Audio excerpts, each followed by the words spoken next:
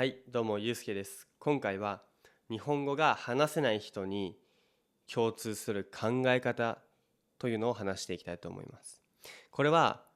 私の実体験、英語を今まで勉強する過程で思ったことでもありますし、今日本語をオンラインで教えていて、日本語が伸びてるな、成長してるなっていう人の考え方に共通するものなので、すごいためになるかなって思います。だけど結構私の意見なので、私の考え方なので、賛否両論あると思います。ですが話していきたいと思います。はい、まず話せない人の考え方なんですけど、その考え方っていうのは話せるか話せないかで考えていることです。もっと具体的に言ったら二元論的な考え方をしている。二元論。例えば善か悪かとか上か下かとか、そういう二択の考え方をしている。でそれは別々に存在している。こういう考え方は言語に関しては良くないなって思います。話せるか話せないか。逆に私はこの二元論じゃなくて連続的な感じです。どの程度話せるか。0か100じゃなくて0から100のうちに自分がどのレベルにいるか。こういう考え方をした方が自信とかモチベーションとかそういうところにつながるというふうに思うわけです。なのでこれについて話していきたいと思います。はい。例えば皆さん今日本語を話している人を想像してほしいです。ただ日本人じゃなくて日本語を勉強した人で日本語を話せる人、あなたの中で日本語を話せる人想像した時に結構うまく話してる人を想像すると思います。確かにその人たちは喋れてるんですけど、そのレベルって結構高くないですか？逆に私はゆうすけです。私はサッカーが好きです。えご飯を食べました。よろしくお願いします。ごめんなさい。こういう簡単な文章でもよく使うんですけど、こういうのが喋れたら、これも日本語を話せてるって言っていいと思うんですね。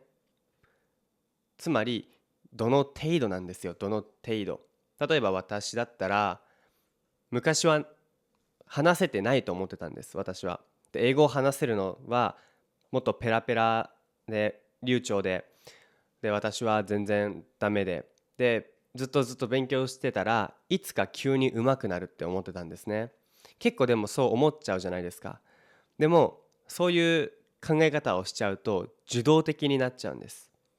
逆にこういう0から100のうちで私は今20レベルくらいで100まであってっていう考え方をするとステップアップしていくイメージですね。よく言うんですよ。例えば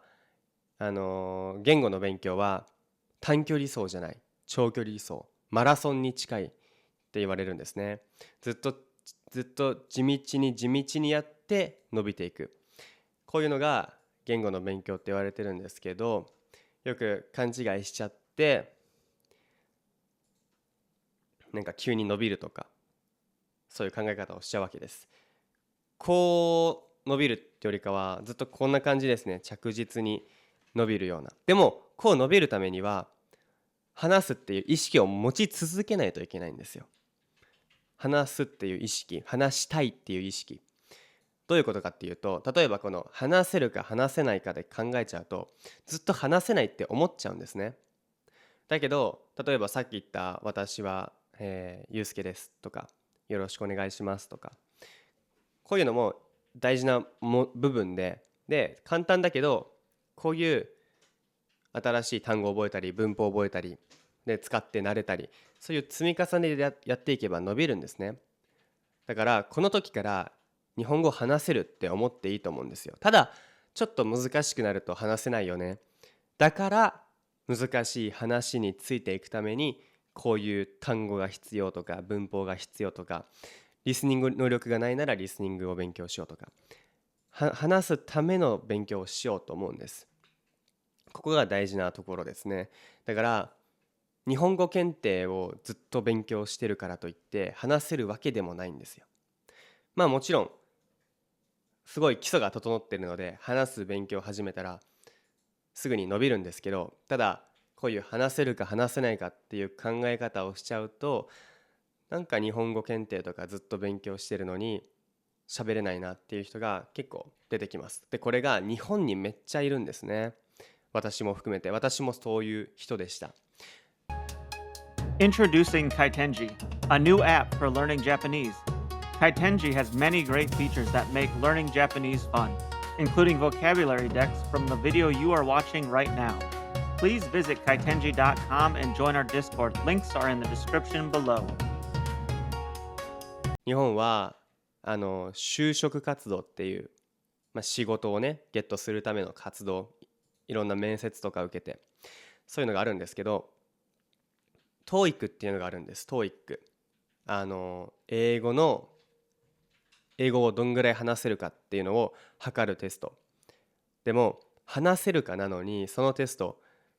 リーディングとリスニングしか見られないんですよ。本当はスピーキングのテストもあるんですけど、 TOEIC のリスニング&リーディング、このテストだけを会社が見るんですね。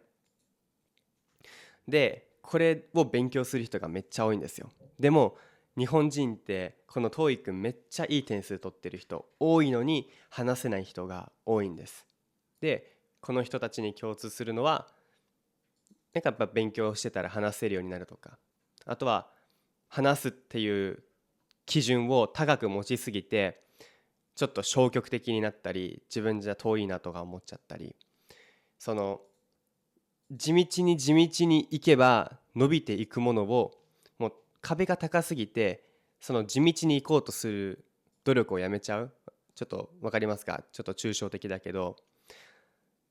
ゆっくり行けば必ずどんどん成長するんですよ。私もここ3年間英語を勉強してきて、今昔0レベルで、100をネイティブレベルだとすると80レベルまで、多分 80% くらい、来ました。だから今日本語を教えてるけど、例えば生徒で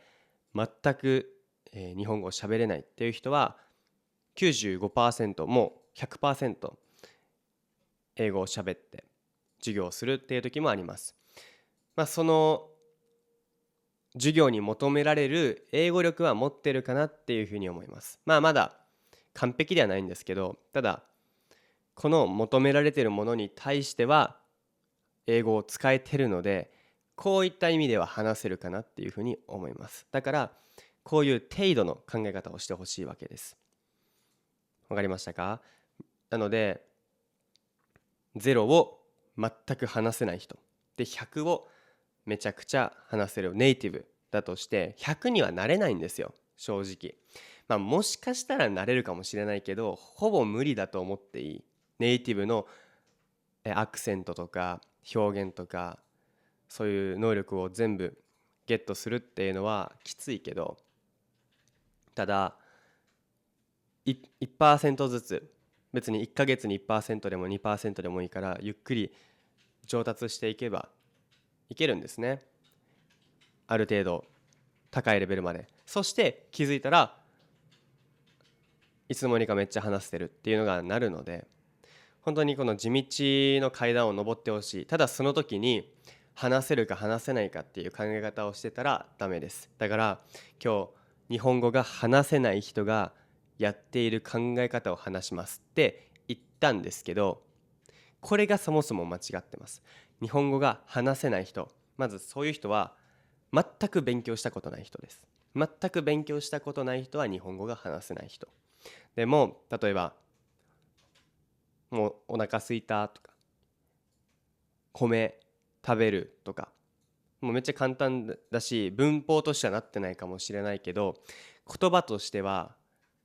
意味がわかる。例えば米食べるって言ったら、ご飯を食べるんだなってわかるじゃないですか。これは言語として使ってるわけですね。だって言語って道具だからうまく話す必要はないんですよ。うまく話せたことに越したことはないんですけど、相手が分かればいいので、